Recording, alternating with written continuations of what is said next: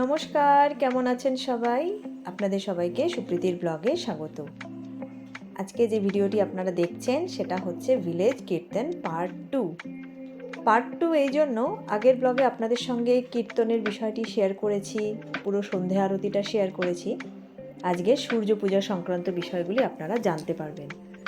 সূর্য পূজা mainly স্বামী সন্তানের মঙ্গলের জন্য সধবা মেয়েরা বউরা করে থাকেন। কিভাবে তারা সূর্য পুজো করছেন, কিভাবে আনন্দ করছেন, সবকিছু আপনারা এই ব্লগে দেখতে পারবেন। আর এখন যেটা আপনারা দেখতে পাচ্ছেন এটা সূর্য পুজো শুরু হওয়ার কিছুক্ষণ আগে এইভাবে সব মেয়েরা কীর্তনে তালে তালে নাচতে নাচতে রাধা মাধবকে প্রদক্ষিণ করে এসে যে যার নিজের জায়গায় বসে পড়বেন।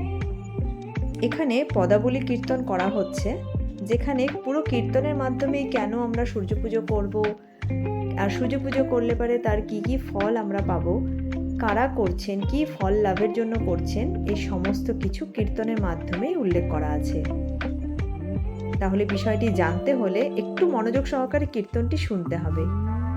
আমি জানি অনেকেই কীর্তন খুব একটা পছন্দ করেন না, আশা করব সবাই একটু শুনবেন। কিভাবে হচ্ছে একটু শুনুন। তোমাদের সবার চেয়ে বয়স কম, সবার চেয়ে রূপবতী, তাই সুন্দর বদন বেঁধে রেখেছে। ঠিক আছে, এবার বনমাঝি এসেছে, বলেছে এইভাবে সব সধবা কাকিমারা জেঠিমারা বসে কীর্তন শুনছেন। এই কীর্তনের মাধ্যমে কিভাবে পুজো করতে হবে এই সমস্ত কিছু উল্লেখ আছে। এখন যে কীর্তন গাইছেন পদাবলী কীর্তন, তাকে কৃষ্ণ রূপে সাজানো হয়েছে। এই কৃষ্ণ রূপটিকেই পুজো করা হয় সূর্য দেবতা হিসাবে। মানে সূর্য পুজো যেটা করা হয়, কৃষ্ণকে রাধারানী রূপে পুজো করা হয়। কারণ আমরা তো জানি রাধা কৃষ্ণ একসঙ্গে নাম নেয় সবাই, সেই জন্য আপনারা একটু মন দিয়ে শুনবেন। সবাইকে সিঁদুর পরানো হচ্ছে, এভাবে পুজোগুলো করা হয়।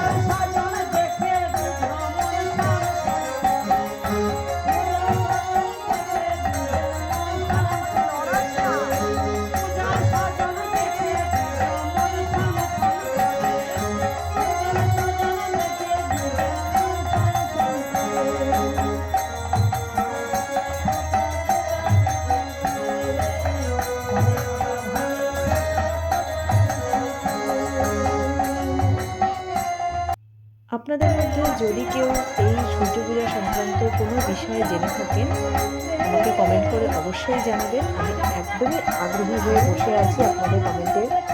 আপনারা কাইন্ডলি আমাকে জানাবেন কমেন্ট করে যে সূর্য পূজা আরও কী কী কারণে করা হয়ে থাকে। যদি আপনারা কেউ জানেন অবশ্যই জানাবেন।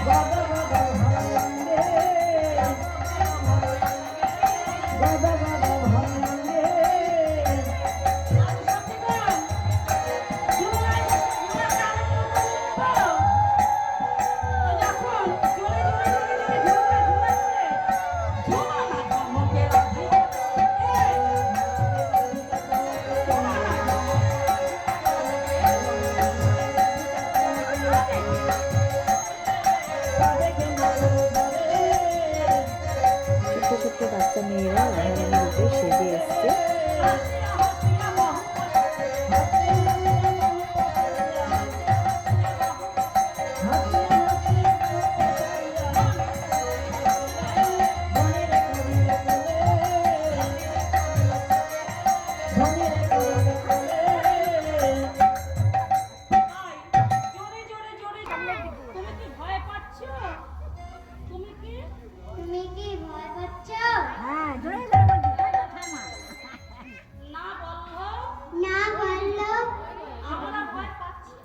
আমরা ভয় পাচ্ছি না।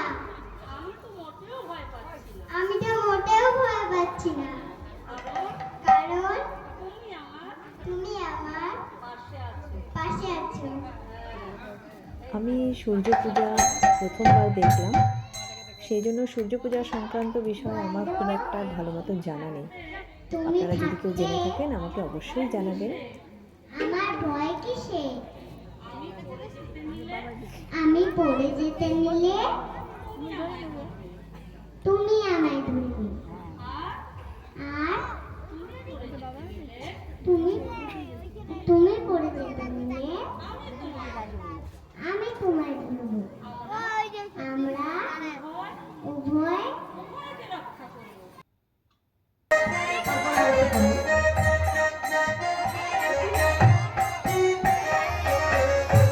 বলো ওম নমো জবা কুসুম শঙ্খস্য কাশ্যপ্যাম মহাদূতে ভারতারে সর্বপল্লবেন প্রণতস্মি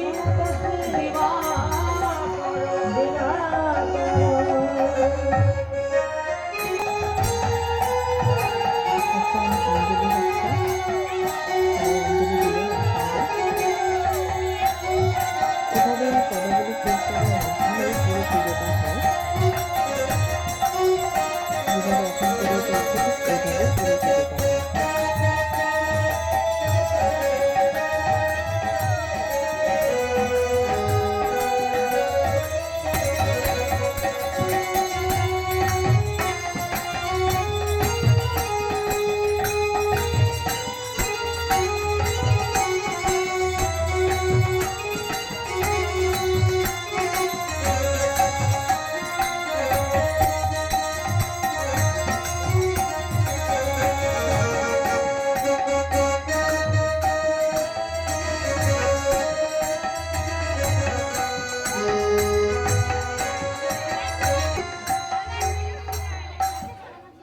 আরেকবার বলো। আমরা ভানু পূজার মন্ত্র বলেছি, এবার কানু পূজার মন্ত্র বলবো, অর্থাৎ কৃষ্ণ পূজার মন্ত্র। হে কৃষ্ণ দুটি হাতে বলো, করুণা সিন্ধু দীনবন্ধু জগৎপতে গোপেশ গোপীকান্ত রাধাকান্ত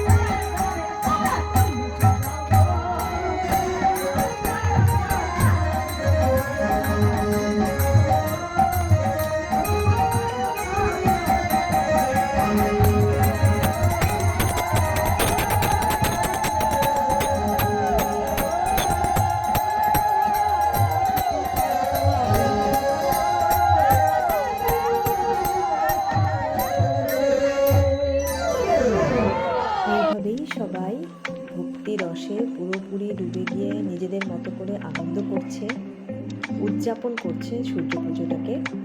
এবং সব শেষে যিনি আমাদের পদাবলী কীর্তন শুনিয়েছেন সেই কীর্তনিয়াকে সিঁদুর পরাচ্ছেন, প্রসাদ খাওয়াচ্ছেন, তাকে আলতা সিঁদুর দান করছেন। এবং সব শেষে, সব কিছু শেষে যেমন আমরা বিজয়ার সময় সধবা মেয়েরা একে অপরকে সিঁদুর পরে, ঠিক সেরকমভাবেই এখানেও তাই সবাই